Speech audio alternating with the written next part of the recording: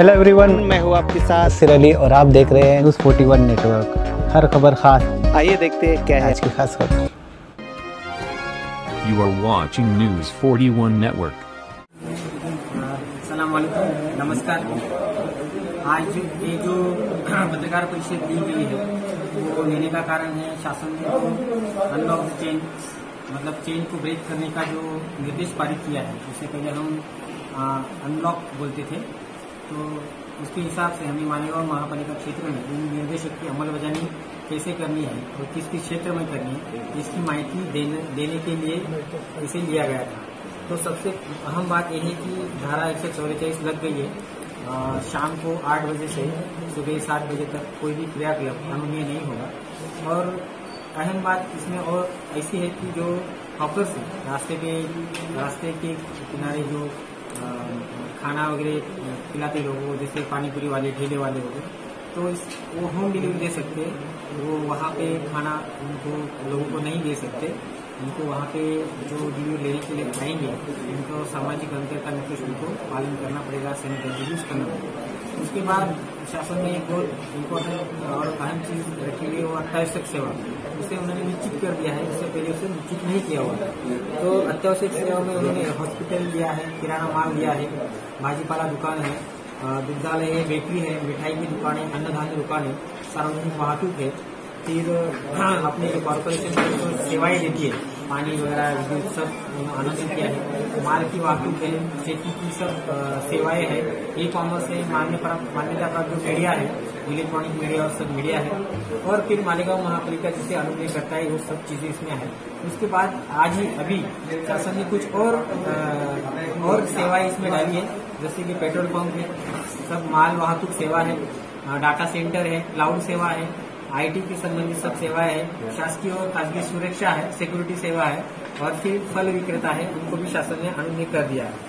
उसके बाद जो बाहर के जो क्रियाकलाप है, जैसे कि खुले ग्राउंड में खेलना है, बगीचों में टहलना है, समुद्री किनारा है, तो उसको रात 8 बजे से सुबह 7 बजे से प्रतिबंध किया गया है। फिर दुकान, बाजार और मार्केट उनको शासन ने बंद कर दिया है। सिर्फ अत्यावश्यक सेवा की दुकानें हैं वो चलने वाली है। उसके लिए भी उनको सामाजिक अंतर का निकष पालन करना है, मास्क है, सैनिटाइजर है, इन चीजों को उनको पालन करना है।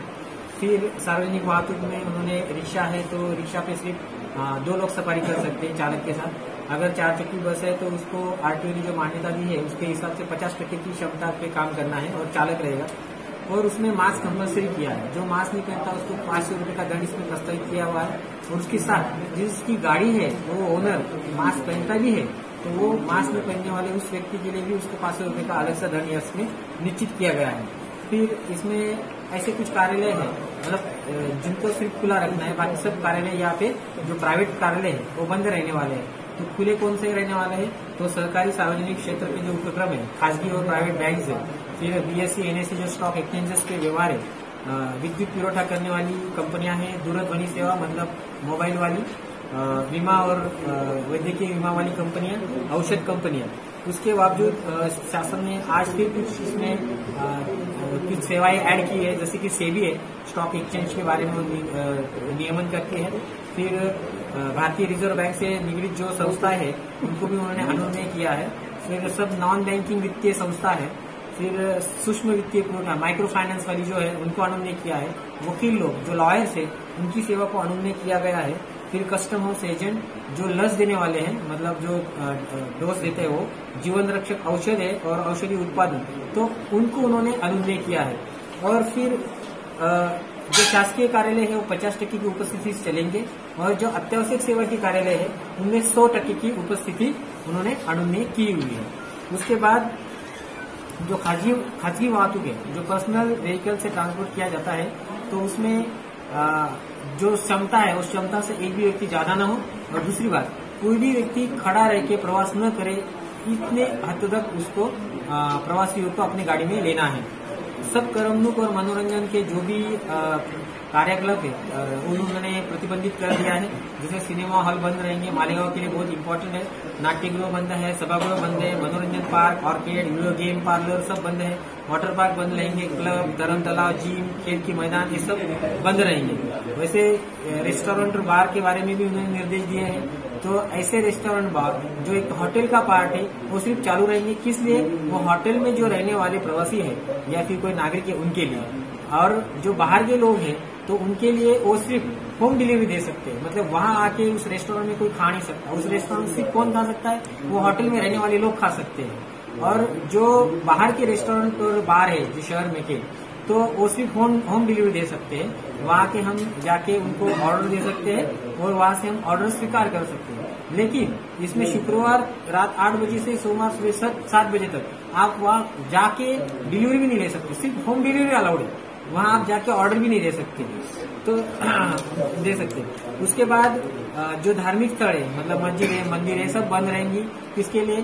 जो लोग वहां पे पूजा अर्चा के लिए जाते हैं उनके लिए। लेकिन जो लोग उसको स्थापित करते हैं, जो लोग पंडित होंगे या मौलवी होंगे जो वहाँ पे हर रोज जाके वहाँ पे डेली जो उनकी पूजा अर्चा करते हैं वो कर पाएंगे। फिर नाई की दुकान है, स्पा है, सैलून है, ब्यूटी पार्लर है, उसको आउटलेट बंद कर दिया गया है। न्यूज़पेपर प्रिंटिंग है उसको अलाउड है, लेकिन न्यूज़पेपर सर्कुलेशन सुबह 7 बजे से लेकर 8 बजे तक उन्होंने अनुमति किया है। सब शाला महाविद्यालय बंद रहेंगी। केवल 10वीं और 12वीं की जो परीक्षा है इनके परीक्षा लेने के लिए सिर्फ उन्होंने अपवाद करके दिया है। उसके बाद अपने स्टेट के बाहर के स्टेट में किसी विद्यार्थी की एग्जाम है और वो अपने स्टेट में रहता है तो उसको स्थानिक प्राधिकरण स्पेशल पास दे सकता है और उसको परीक्षा लेने के लिए वहां अनुमति कर सकता है। इसके बाद जो मैन्युफैक्चरिंग सेक्टर है वो शासन ने चालू रखा है। मालेगांव महापालिका क्षेत्र के व्यवसायिकों के लिए बहुत इम्पोर्टेंट है। अपने यहाँ पावरलूम में, अपने यहाँ साइजिंग है, तो वो चालू रहेंगे। सिर्फ उसको ये करना है कि जो भी वर्कर वहाँ पे काम करता है उसकी प्रॉपर टेस्टिंग करते रहना, उनको आरटीपीसीआर टेस्ट करके लेना है, उनका लसीकरण करके लेना है, और फिर उनके टेबल के टेस्ट में अगर कोई पॉजिटिव आता है तो उसको ऑसिलेशन करने की जिम्मेदारी वो कंपनी की या कारखानदार की रहेगी। और 500 की ज्यादा क्षमता वाला कोई कारखाना रहता है तो उनको तो खुद का क्वारंटाइन सेंटर भी तैयार करना है। और फिर इसमें इन्होंने सोशल डिस्टेंसिंग बरकरार रखने के लिए खाने का टाइम, चाय पीने का टाइम अलग अलग कर देने का यहाँ पे इन्होंने डायरेक्शन दिया हुआ है। बाद में जो ऑक्सीजन उत्पादक है, जैसे कि इंडस्ट्रियल ऑक्सीजन का जो भी रॉ मटेरियल के लिए यूज करता है, तो उसको यहाँ पे बंद कर दिया गया है। ये ऑक्सीजन सिर्फ औद्योगिक और वैद्यकीय क्षेत्र के लिए यूज होगा, और कोई ऐसा करता है तो उसकी अनुमति जब्त हो जाएगी, मतलब उसका लाइसेंस कैंसिल हो जाएगा। और किसी को ये उत्पादन ऑक्सीजन का यूज करके कोई उत्पादन करना है तो उसके लिए उसको स्पेशल सक्षम प्राधिकरण की पूर्व मान्यता उसमें कंपलसरी कर दी है। इसमें ई कॉमर्स को अलाउ किया है, ई कॉमर्स तो घर के बैठे हो जाता है। और गृह निर्माण सहकारी सोसाइटी के लिए भी यहाँ पे निर्देश दिए हुए हैं कि अगर किसी गृह निर्माण सोसाइटी में 5 से ज्यादा पेशेंट निकलते हैं तो ये माइक्रो कंटेनमेंट जोन निश्चित किया जाएगा। वो society itself become a containment zone, लेकिन इसकी जिम्मेदारी टोटली रेगुलेट करने की वो सोसाइटी की होगी। आने जाने वाले लोगों पे प्रतिबंध लगाना या फिर वहाँ पे जीवनावश्यक सुविधा कुछ होगी वो उनको सप्लाई करना, और उसका अगर वो वायलेशन करते हैं तो उसको 10,000 रुपए का दंड करने की इसमें प्रावधान किया गया है। बाद में बांधकाम जो व्यवसाय है तो बांधकाम व्यवसाय चालू रहेंगे, लेकिन इसमें एक कंडीशन है कि बांधकाम व्यवसाय जहाँ पे वो साइट चल रही है वहाँ पे अगर मजदूरों को रहने की व्यवस्था है तो वही बांधकाम व्यवसाय चालू रहेंगे। अगर मजदूरों की व्यवस्था नहीं है तो वो चालू नहीं कर पाएंगे, क्योंकि बाहर से मजदूर नहीं लाना है। सिर्फ मटेरियल लाने के लिए जो मजदूर लगते हैं वही वहाँ से अंदर और बाहर कर सकते हैं। तो ऐसे टोटल डायरेक्शंस मालेगांव महापालिका क्षेत्र के लिए धार्मिक, सामाजिक और राजकीय और सांस्कृतिक कार्यक्रम भी बंद है। केवल कहीं पे अगर इलेक्शन रहता है तो अगर रैली वगैरह लेनी है तो उसको कलेक्टर साहब की पूर्व परवानगी से आप चालू कर सकते हैं। तो मैं आपके माध्यम से सभी मालेगांव क्षेत्र के नागरिक है, व्यापारी वर्ग है, इंडस्ट्रियल वर्ग है, सबको मैं यहाँ से ऐलान करता हूँ कि सब हमें सहायता करें, सब एहतियात बरतें। कोविड सबके लिए खतरनाक बीमारी है और इसे हम उस पे कोविड को खत्म करने तक आप हमारा ये सहाय करें। धन्यवाद। सर, आज अचानक शहर में बहुत ज्यादा मतलब लोगों में डर पैदा हो गया कि अब क्या करें? डर की जैसी स्थिति में तो आम आदमी ने नहीं आना चाहिए। सिर्फ एहतियात बरतनी है, उसमें सैनिटाइजर यूज करना है, मास्क पहनना है, सोशल डिस्टेंस बरकरार रखना है, और जो जीवनावश्यक वस्तु लगती है उसके लिए तो सब खुला है।